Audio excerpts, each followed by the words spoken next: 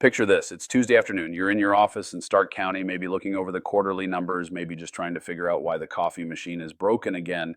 And then the phone rings. Or maybe an email pops up with a subject line that makes your heart skip a beat. We want to buy your business. Exactly. It's the moment every entrepreneur dreams of, right? The exit, the payout, the validation that all those late nights and missed weekends were actually worth something. It feels like you've just won the lottery without even buying a ticket. But here is the million-dollar question, literally. Is that phone call a golden ticket or is it a trap? It is such a seductive moment. And honestly, that is exactly why it is dangerous. Because when emotions go up, business intelligence tends to go down. We see this happen all the time. An owner gets an unsolicited offer and their brain instantly jumps to the beach house in Florida. They stop thinking about due diligence and start thinking about margaritas. But to answer your question, it's rarely a golden ticket right out of the gate. In fact, if you aren't careful, it's more like a Trojan horse. A Trojan horse, that is a grim image. You mean there are soldiers inside waiting to burn the place down? Metaphorically, yes. Look, unsolicited offers are flattering. That's the psychological hook. It strokes the ego. Someone sees value in what you built. But you have to ask yourself, why are they calling you and why now? Usually, it's because they think they can get a bargain. They aren't calling because they want to pay you top dollar. They're calling because they hope you don't know what top dollar actually is. That makes sense. If I'm a buyer, I want to catch you off guard. I want to buy your house before you list it on the market and start a bidding war. Precisely. It's the off-market discount. If you engage with a single buyer in a vacuum, you have zero leverage. You have no one else to compare them to. You're negotiating against yourself. And that's where the trouble starts. The first mistake business owners make in Stark County, or anywhere really, is thinking, wow, this is a lot of money, without verifying if it's the right amount of money. So let's play this out. I get the call. The number they throw out sounds huge. It's more zeros than I've ever seen in my bank account. My instinct is to say, let's talk. What should I actually do? Hang up? Don't hang up. Information is power. You want to listen. You want to be polite. But you do not, under any circumstances, start revealing your hand. You don't send them your tax returns. You don't send them your customer lists. And you certainly don't tell them you're ready to retire. Because if they know I'm desperate to leave, the price drops?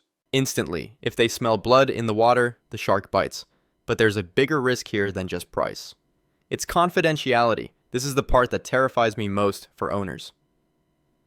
A friendly chat turns into a data dump. Suddenly, a competitor knows your margins, or worse, your employees find out you're talking to a buyer before a deal is signed. That would be catastrophic. If my key sales manager hears I'm selling, they might jump ship to a competitor out of fear.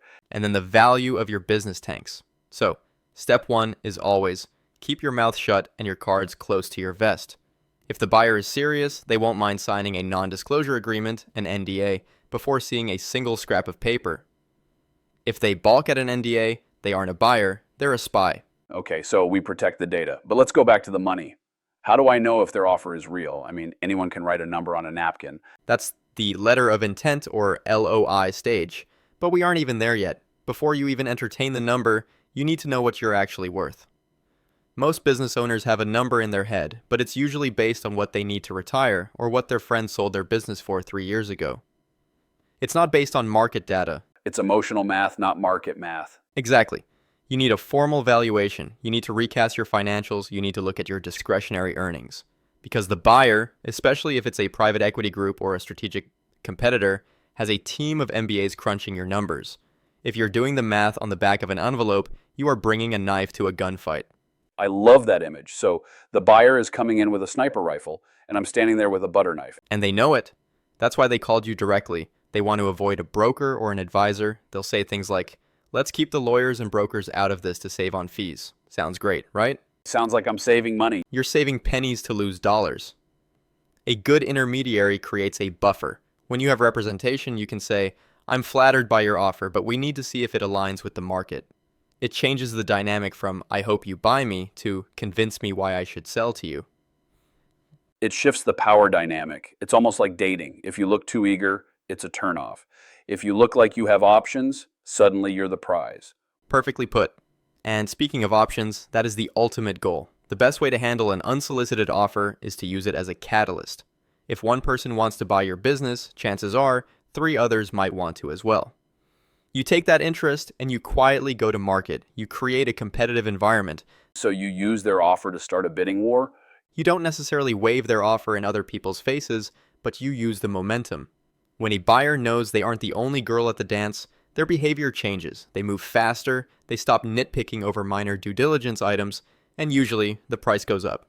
We've seen scenarios where an unsolicited offer comes in at, say, $2 million. The owner takes it to a broker, they go to market, and the final sale price is $3.5 million. That is a life-changing difference. That's not just extra cash. That's generational wealth. It is, and that's the tragedy of the easy deal. The easy deal is usually the cheap deal. But let's pivot for a second. There's another layer here beyond money. It's the fit. Right? Especially in a place like Stark County.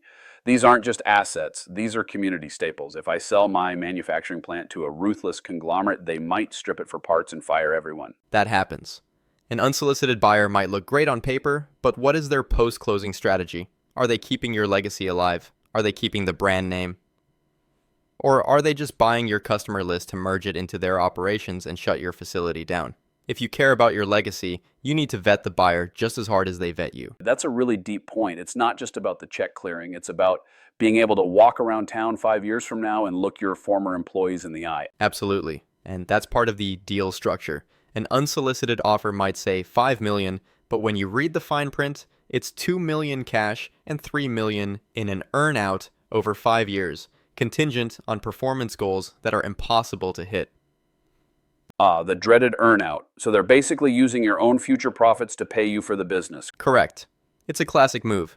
A professional advisor will spot that from a mile away and negotiate more cash at closing. But an owner navigating this alone? They see the $5 million headline and sign the paper. They don't realize they're signing up to be an employee in their own company for another 5 years, answering to a new boss who has a completely different vision. That sounds like a nightmare. You think you're free, but you've actually just sold yourself into a job you can't quit. A job you can't quit, where you have no control, watching someone else drive the car you built. That's why the details matter. That's why unsolicited usually means unvetted. So let's summarize the playbook here. The phone rings, I get the offer. Step 1, don't panic, don't celebrate. Step 2, don't give away data. Step 3, call a professional. Call a professional.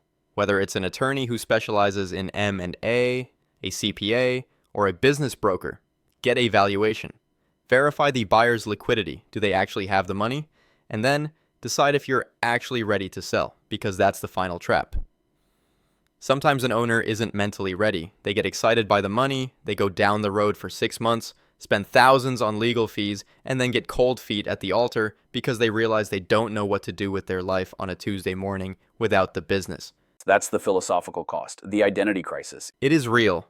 If you aren't running the show, who are you? An unsolicited offer forces you to confront that question before you expected to. If you aren't ready for the answer, you might sabotage the deal subconsciously. It's fascinating how psychology drives economics. We like to think business is just spreadsheets, but it's mostly fear, greed, and ego. It's 100% human behavior. The spreadsheet is just the scorecard. The game is played in the mind. And the buyer who calls you out of the blue, they are banking on the fact that they are better at the game than you are. So don't be the amateur at the table. Don't be the amateur. Be the owner who knows their worth. If they want it that bad, make them work for it. Make them prove it. And make sure that when you do hand over the keys, it's on your terms, not theirs. Powerful advice. It turns the whole situation from a potential trap into a strategic opportunity. That's the goal. You want to look back at the sale and say, I won, not I survived. Well, for anyone listening who just stared at a surprising email this morning, take a breath. Don't hit reply just yet. There is a lot to think about.